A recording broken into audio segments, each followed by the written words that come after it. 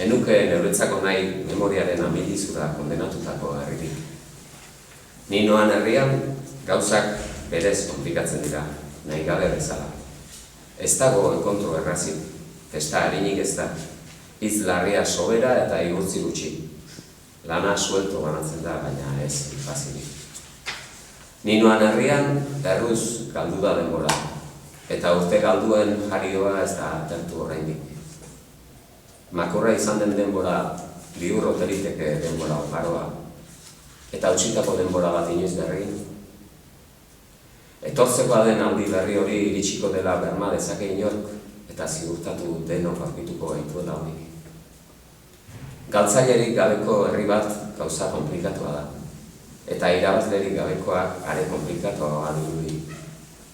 Ni noan herrian bere denboraren xerka dabil jendea, eta denbora horrek beharko ditu atariak, kaleak, fabrikak. Eta denboratik kanpora ezin da inor laga. Denbora eta bere zuloak, denbora eta bere lehioak. Denboratik kanpo ezin da inor laga. Bihotzak orduan jarri eta kontaketari lotu. Eta konta ala konta behar beste bider hasi berriz.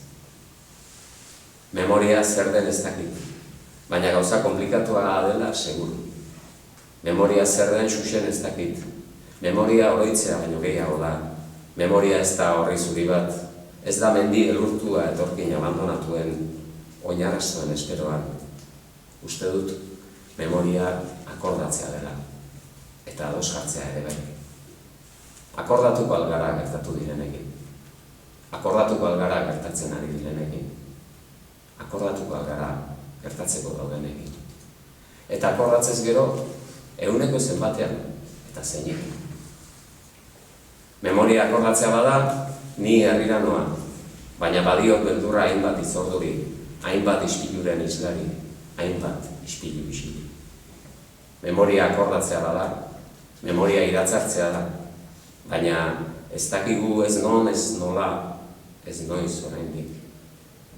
Memoria akordatzea da, baina noizbait esnatuko algara, eta nola esnatu, eta norekin.